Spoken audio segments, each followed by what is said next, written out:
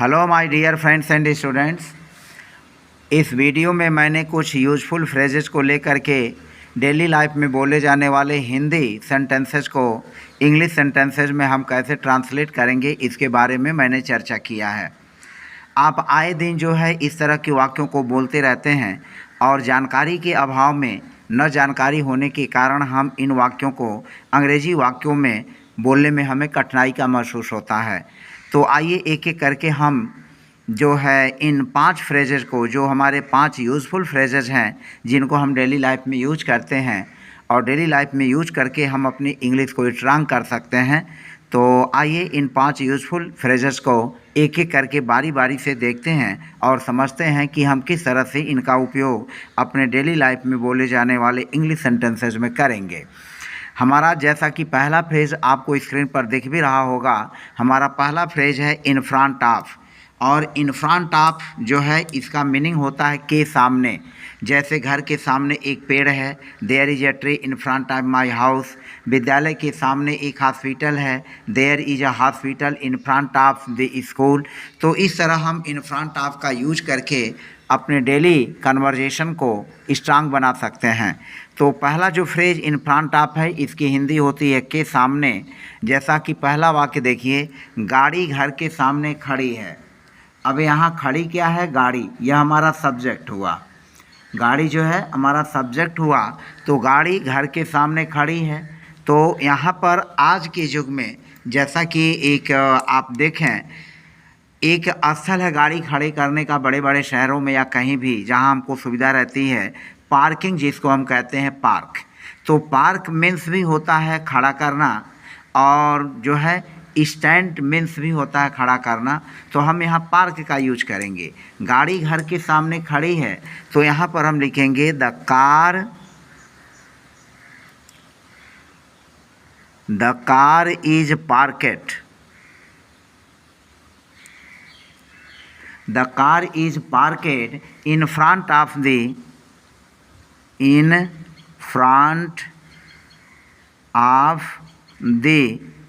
house. The car is parked in front of the house.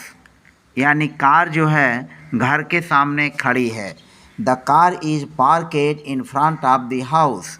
The car is parked in front of the house. The car is parked in front of the house. गाड़ी घर के सामने खड़ी है। दूसरा वाक्य है, वह दरवाजे के सामने खड़ा हुआ और मुस्कुराया। अब इसमें देखें 2 वर्ब है, खड़ा होना और मुस्कुराना। तो वह दरवाजे के सामने खड़ा हुआ, इसका सब्जेक्ट है वह, तो हम लिखेंगे ही।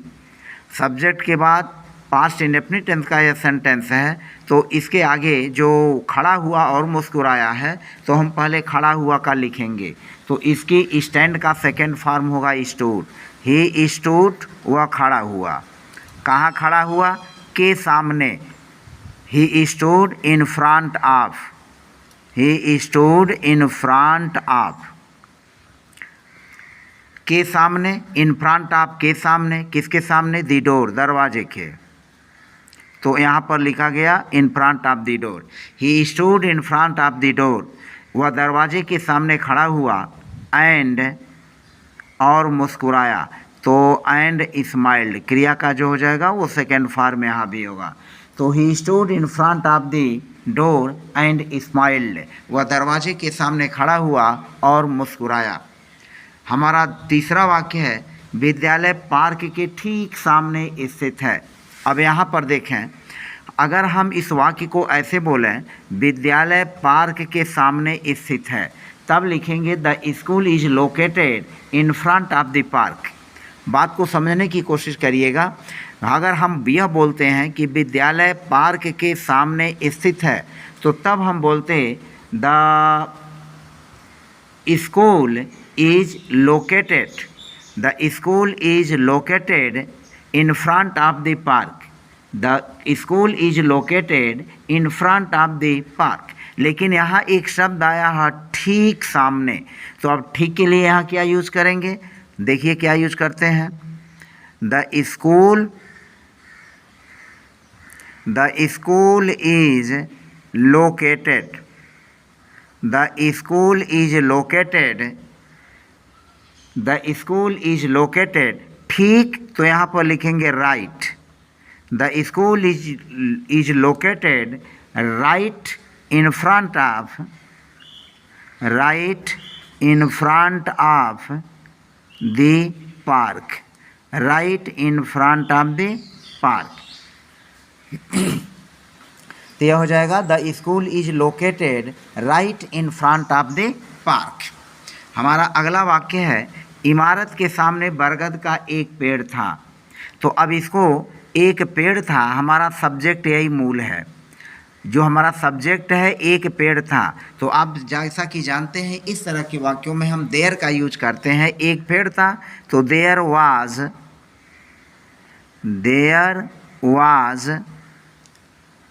A tree. अब ध्यान में रखिएगा, इमारत के सामने बरगद का एक पेड़ था, तो अब हमारा सब्जेक्ट हुआ बरगद का एक पेड़। तो there was a banyan tree, there was a banyan tree, बरगद का पेड़।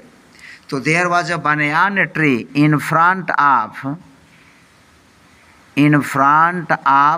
The building, in front of the building. There was a banyan tree in front of the building. There was a banyan tree in front of the building. इमारत के सामने बरगद का एक पेड़ था। अगला वाक्य देखें, तुम्हारे भाइयों ने एक बड़े दर्शक समूह के सामने प्रदर्शन किया। तो यहाँ हमारा सब्जेक्ट है तुम्हारे भाइयों ने। हमारा सब्जेक्ट क्या है? तुम्हारे भाइयों ने। तुम्हारे भाइयों ने प्रदर्शन किया, तो तुम्हारे भाइयों ने प्रदर्शन किया, तो हम इसको क्या लिखेंगे? Your brothers, your brothers, your brothers प्रदर्शन किया, परफॉर्म्ड। तो तुम्हारे भाइयों ने प्रदर्शन किए, योर ब्रदर्स परफॉर्म्ड, प्रदर्शन किए के सामने, तो लिखेंगे in front of, in front of.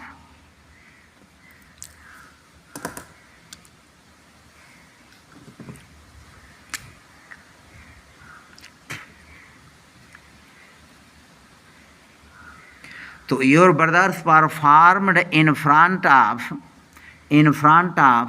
a large,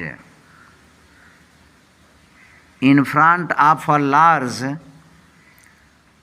audience, in front of a large audience, in front of a large audience।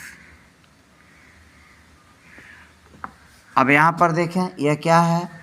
Your brothers performed in front of a large audience. तुम्हारे भाइयों ने एक बड़े दर्शक समूह के सामने प्रदर्शन किया।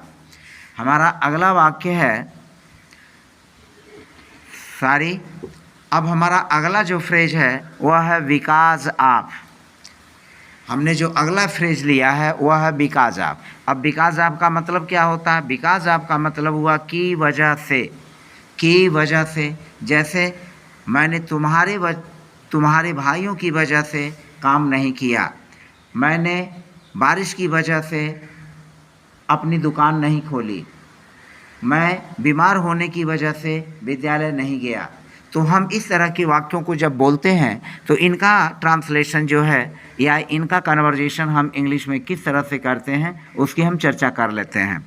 मैं बारिश की वजह से बैठक में न जा सका। तो सबसे पहले हम बनाएंगे मैं बैठक में न जा सका, मैं बैठक में न जा सका। अब यहाँ पर ध्यान रखिएगा, हम यहाँ जाना के लिए गो का यूज़ नहीं करेंगे। हम बैठक में जाते नहीं हैं बल्कि बैठक में अटेंड करते हैं, बैठक में हम प्रतिभाग करते हैं। तो हम उसको लिखेंगे I could not, I could not attend, I could not attend in the meeting, I could not attend in the meeting. मैं बैठक में न जा सका, I could not attend the meeting. क्या करने की वजह से? बारिश की वजह से। तो मैं बैठक में न जा सका, आई कुड नॉट अटेंड, मैं न जा सका, आई कुड नॉट अटेंड, कहाँ, बैठक में, तो मैं बैठक, इन द मीटिंग, की वजह से, तो यहाँ पर लिखेंगे because of, because of the rain, because of the rain. अब यहाँ पर ध्यान रखिएगा कि यहाँ पर जो द रेन जो है यह हमारा नाउन है, तो यह जो है I could not attend in the meeting because of the rain, मैं बारिश की वजह से बैठक में न जा सका। यहाँ बिकॉज ऑफ के बाद हमने द रेन लिखा है, रेनिंग नहीं लिखा है, हमने रेनिंग का यूज़ नहीं किया है। रेनिंग का यूज़ कब हुआ, जब यहाँ रेन के लिए हम जो है वर्ब का यूज करते, तब उसमें आईएनजी जोड़ करके हम उसको बना लेते, अभी आगे वाक्य में आएगा। वह ट्रैफिक की वजह से देर से आई, तो वह ट्रैफिक की वजह से देर से आई, वह ट्रैफिक की वजह से देर से आई, तो लिखेंगे वह देर से आई, तो क्या लिखेंगे, she came late, she came late, वह देर से आई, क्यों, बिकॉज ऑफ ट्रैफिक, तो अब यहाँ पर यूज कर लेंगे बिकॉज ऑफ ट्रैफिक। ध्यान दीजिएगा, यह जो है वह ट्रैफिक की वजह से देर से आई, तो वह देर से आई, तो पहले वह आई, सब्जेक्ट और वर्ब, तो शी केम, वह आई, लेट, देर से, बिकॉज ऑफ, की वजह से, किसके, traffic, because of traffic, traffic की वजह से देर से आई। विद्यार्थियों को खराब मौसम की वजह से यात्रा रद्द करनी पड़ी, तो हम बनाएंगे विद्यार्थियों को रद्द करनी पड़ी, विद्यार्थियों को रद्द करनी पड़ी, तो यहाँ पर करनी पड़ी हैड टू का यूज होगा, और वर्ब जो होगा जैसे रद्द करना कैंसिल मीन्स होता है, तो the students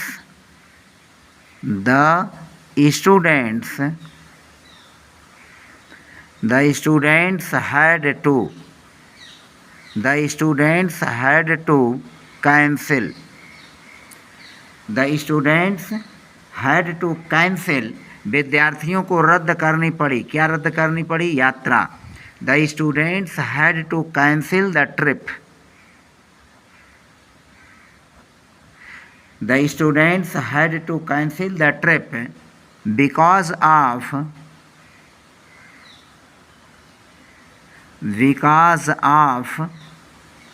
the bad weather, because of the bad weather.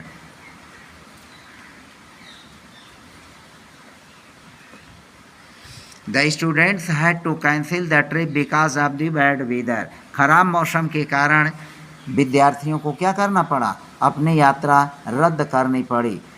अब अगला वाक्य देखें, वह अस्वस्थ खाना खाने की वजह से बीमार पड़ गया, तो वह बीमार पड़ गया, तो वह बीमार पड़ गया, यहाँ गेट का यूज होगा, तो और गेट का सेकंड फॉर्म यूज कर लेंगे, ही गाट सिक, वह बीमार पड़ गया, ही गाट सिक, वह बीमार पड़ गया, वह बीमार पड़ गया, ही गाट सिक, किसकी वजह से, खाने की वजह से, ही गाट सिक, बिकॉज ऑफ, खाने की वजह से, बिकॉज ऑफ, खाने की वजह से, की वजह से, तो ही गाट सिक बिकॉज ऑफ, वह बीमार पड़ गया, वह बीमार पड़ गया, किसके, की वजह से, बिकॉज ऑफ, किसकी वजह से, अस्वस्थ खाना खाने की वजह से, तो बिकॉज ऑफ, अब यहाँ खाने, तो ईट मीन्स हुआ क्रिया, अब चूंकि यहाँ क्रिया आया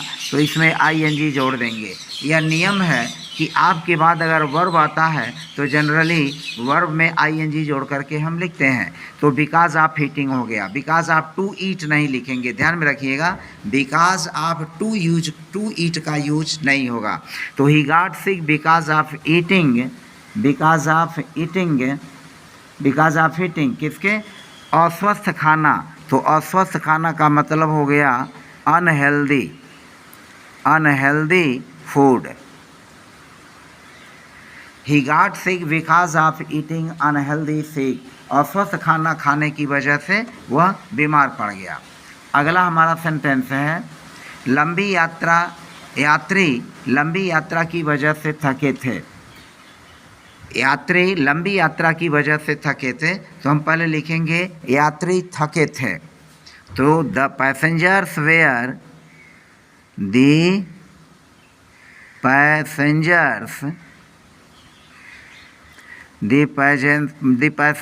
वर टायर्ड।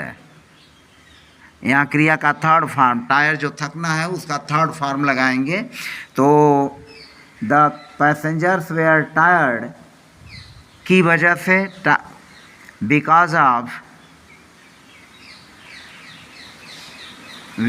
ऑफ किसकी वजह से? बिकॉज ऑफ द लंबी यात्रा, because of the long journey,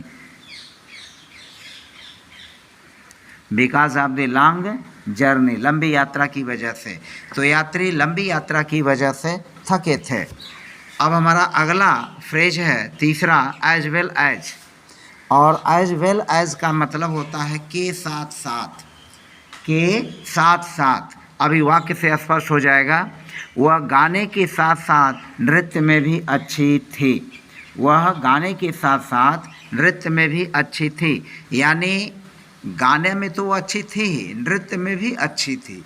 तो हम इस तरह से दो सेंटेंसेज को जोड़ करके इस वाक्य को बनाया गया है। तो वह गाने के साथ साथ नृत्य में भी अच्छी थी। तो पहले बनाएंगे वह अच्छी थी। तो वह अच्छी थी कि क्या लिखेंगे? She was good. She was good, वह अच्छी थी। किसमें? गाने के साथ साथ, क्योंकि गाने के साथ साथ नृत्य जुड़ा हुआ है। तो हम पहले नृत्य, डांसिंग नहीं लिखेंगे। नृत्य में भी अच्छी थी, नृत्य में हम इसे बाद में लिखेंगे, गाने के साथ साथ है। तो she was good eight, good के साथ एट प्रीपोजिशन आता है जब हम किसी में अच्छा होते हैं। Good at English, good at mathematics, good at physics, good at chemistry, good at dancing, good at singing. तो इस तरह का जब रहता है तो हम गुड एट लिखते हैं। तो she was good at singing, वह गाने में अच्छी थी। अब यहाँ में के लिए हम इन का प्रयोग नहीं करेंगे, एट का यूज करेंगे। She was good at singing, वह गाने में अच्छी थी। और किस में अच्छी थी? As well as dancing. अब यहाँ पर हम लास्ट में कर लेंगे डांसिंग। तो she was good at singing as well as dancing, गाने में भी अच्छी थी और नृत्य में भी अच्छी थी। आगे चलें। मैं अपने दोस्तों के साथ साथ परिवार को भी आमंत्रित किया। तो सबसे पहले हम लिखेंगे मैंने आमंत्रित किया, या मैं आमंत्रित करूँगा। यहाँ किया नहीं है, यहाँ आमंत्रित करूँगा। तो I will invite, I will invite, मैं आमंत्रित करूँगा किनको? अपने दोस्तों को। आई विल इनवाइट, मैं अपने दोस्तों को इनवाइट करूँगा। I will invite my friends, I will invite my friends. अब लिखेंगे as well as my family, as well as my family.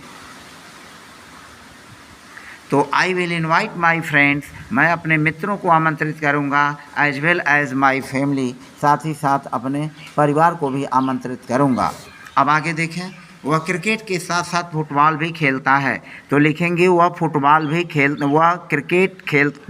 Cricket खेलता है। तो यहाँ पर हो जाएगा ही प्लेज क्रिकेट, ही प्लेज क्रिकेट, ही प्लेज क्रिकेट, वह क्रिकेट खेलता है। यहाँ क्रिकेट के पहले द और फुटबॉल के पहले द का यूज नहीं करेंगे, यह ध्यान में रखिएगा। ही प्लेज क्रिकेट, वह क्रिकेट खेलता है। एज वेल एज, साथ ही साथ।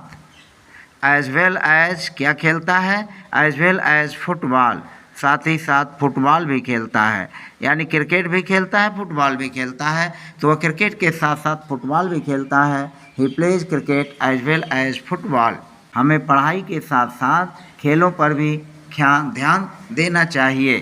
तो यहाँ पर क्या लिखेंगे, हमें ध्यान देना चाहिए। हम पहले इसको लिखेंगे, तो हमें ध्यान देना चाहिए, तो we need to focus, we need to focus on, we need to focus on किस पर, पढ़ाई, तो स्टडी हो गया। We need to focus on study, हमें पढ़ाई पर भी ध्यान देना चाहिए, किसके साथ साथ, खेलों पर भी, खेलों के साथ साथ।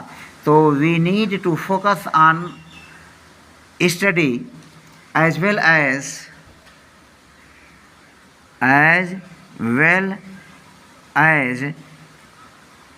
खेलों, sports, as well as sports.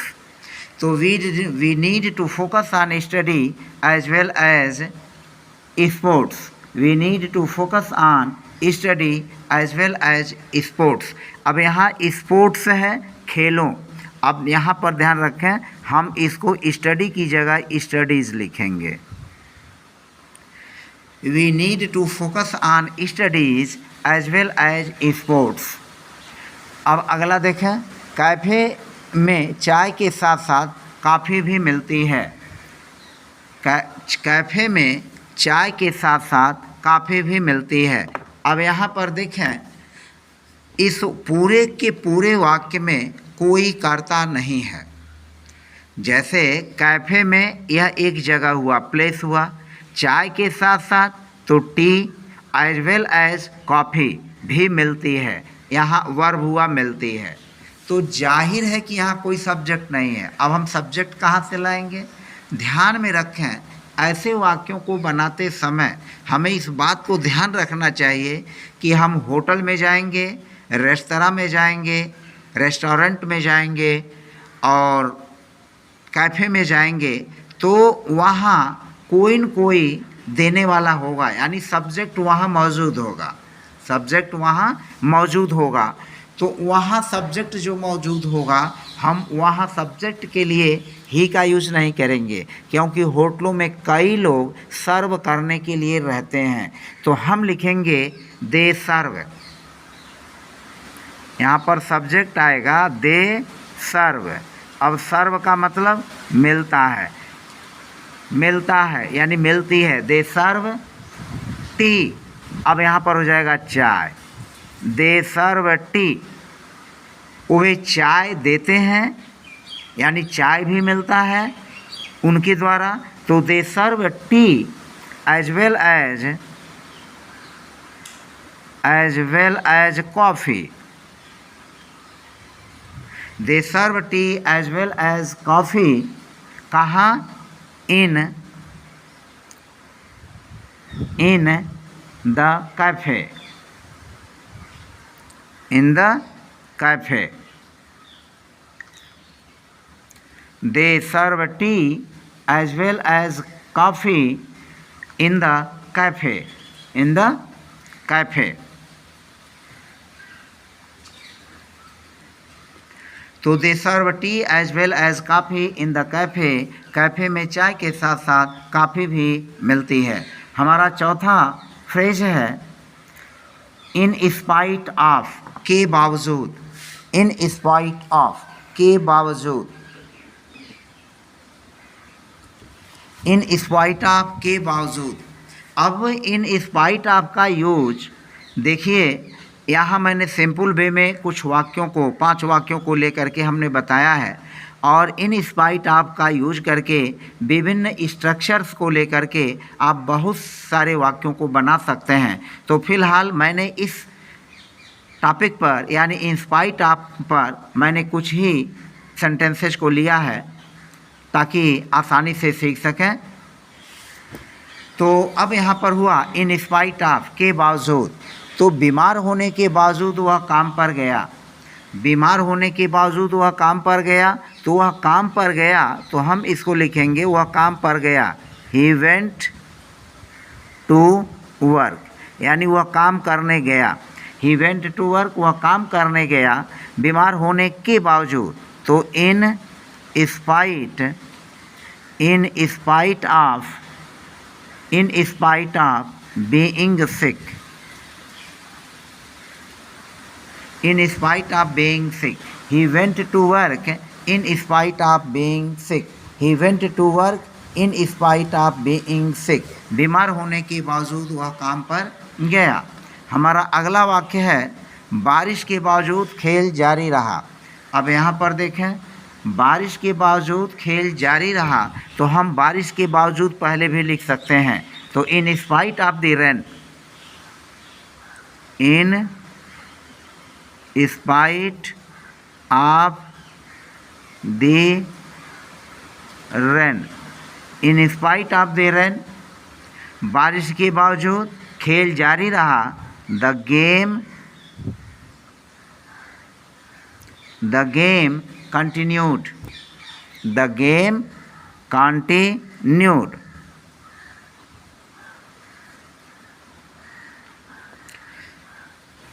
तो in spite of the rain, in spite of the rain the game continued, बारिश के बावजूद खेल जारी रहा।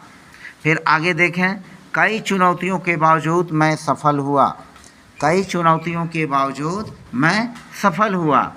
तो मैं सफल हुआ, आई succeeded,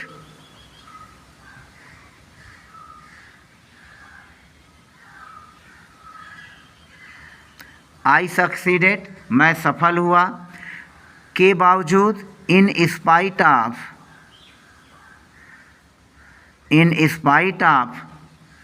many, in spite of many challenges, in spite of many challenges, in spite of many challenges,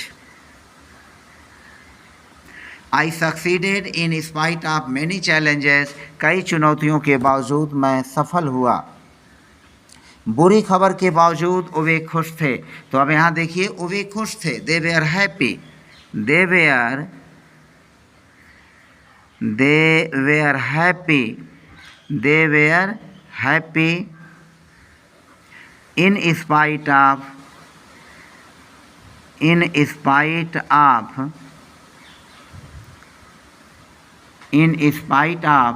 the bad news,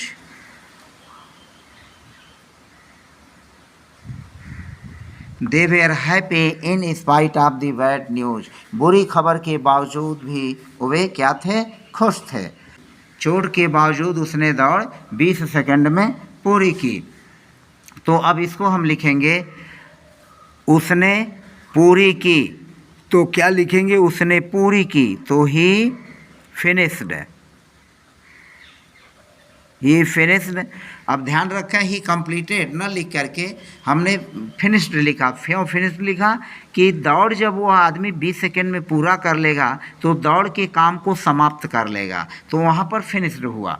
तो ही फिनिश्ड द रेस, उसने दौड़ पूरी की। ही फिनिश्ड द रेस, उसने दौड़ पूरी की। कितने सेकेंड में, इन 20 seconds, he finished the race in 20 seconds in spite of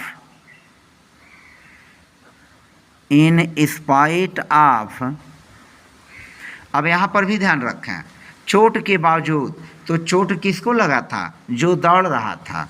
चोट किसको लगा था, जो दौड़ रहा था। दौड़ने वाला कौन इस वाक्य में है, उसने, यानी ही। तो यहाँ पर ही के लिए हिज का यूज कर लें, इन स्पाइट ऑफ हिज इंजुरी। अगर तुमने रहता तो हिज की जगह योर का यूज कर लेते, मैंने रहता तो हिज की जगह माई का यूज कर लेंगे। तब लिखेंगे, I finished the race in 20 second in spite of my injury. लेकिन चूँकि यहाँ उसने है तो हम ही लिखेंगे, he finished the race in 20 seconds in spite of his injury. अब आगे चलें, हमारा 5वां और लास्ट जो है फ्रेज यूज किया है इंस्टीड ऑफ, और जैसा कि इंस्टीड ऑफ की हिंदी हुई के बजाय, तो यहाँ होता है क्या, के बजाय। के बजाय का मतलब जैसे मैं गया चाय पीने के मकसद से और पता चला कि वहाँ मेरा मूड बदल गया, मेरी चित्तवृत्ति मनोवृत्ति बदल गई और मैंने सोचा कि नहीं चाय नहीं लेते हैं बल्कि काफ़ी ही ले लेते हैं, तो वहाँ पर के बजाय का हम ऐसे जगहों पर यूज करेंगे। मैं दुकान पर गया, कोई दुकान पर गया, उसने सोचा चल रहे हैं फिजिक्स की किताब खरीदेंगे और उसके दिमाग में नहीं तो फिजिक्स की किताब एक सेट है ही है, हम एक केमिस्ट्री की खरीद लेते हैं, तो उसने फिजिक्स की बजाय क्या खरीदा, केमिस्ट्री खरीदा। तो इस तरह से इन प्लेस ऑफ, दूसरे के स्थान पर दूसरा जब हम काम करते हैं तो वहाँ पर के बजाय का यूज कर लेते हैं। तो उसने काफ़ी के बजाय चाय चुनी, उसने काफ़ी के बजाय चाय चुनी, तो अब लिखेंगे ही चूज,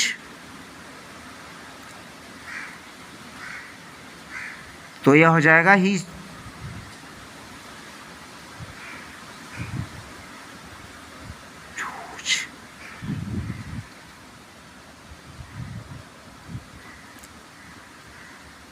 ही चोज,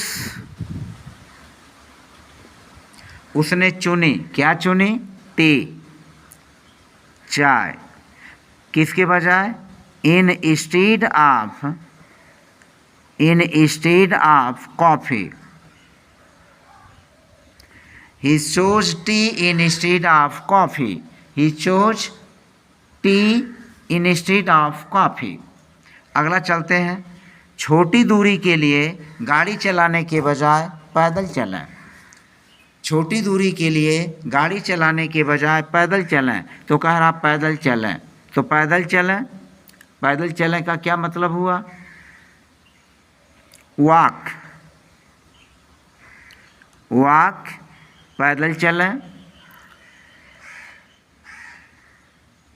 यानी टहलें चाहे पैदल चलें, तो छोटी दूरी के लिए गाड़ी चलाने के बजाय पैदल चलें, तो वॉक, पैदल चलें, इंस्टीड ऑफ,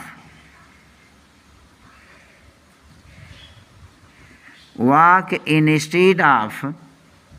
अब यहाँ पर देखें गाड़ी चलाना तो ड्राइव हो जाएगा और ड्राइव में आईएनजी जोड़ देंगे क्योंकि यहाँ आप प्रीपोजिशन आया हुआ है, तो वॉक इंस्टीड ऑफ ड्राइविंग, गाड़ी चलाने के बजाय पैदल चलें, किसके लिए, फॉर शॉर्ट डिस्टेंसेज, छोटी दूरी के लिए, फॉर शॉर्ट डिस्टेंसेज। तो walk instead of driving for short distances, छोटी दूरी के लिए गाड़ी चलाने के बजाय पैदल चलें, walk instead of driving for short distances. हमारा अगला वाक्य है, वह पार्टी में जाने के बजाय घर पर रहा, तो वह घर पर रहा, तो इसको लिखेंगे he stayed, he stayed home, वह घर पर रहा, ही स्टेड होम, वह घर पर रहा, instead of, instead of, go means जाना, तो गो में आईएनजी जोड़ देंगे, तो आप स्ट्रक्चर के साथ गोइंग का यूज हो जाएगा, तो instead of going to the party, instead of going to the party, यानी पार्टी में जाने के बजाय वह घर पर ठहर गया, रुक गया।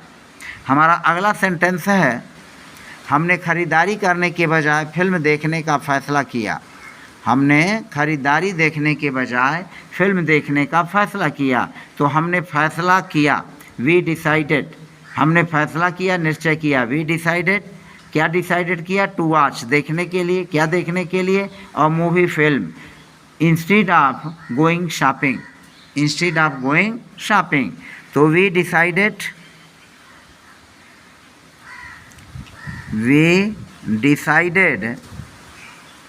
we decided to watch, we decided to watch a movie, we decided to watch a movie instead of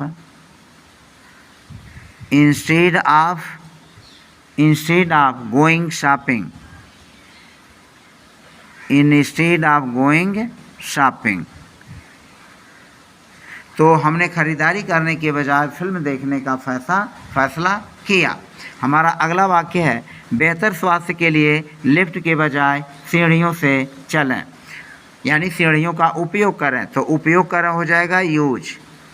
उपयोग करें किसका? Use the stairs. Use the stairs या केवल स्टेयर्स भी लिख सकते हैं। यूज स्टेयर्स, सीढ़ियों का उपयोग करें। Instead of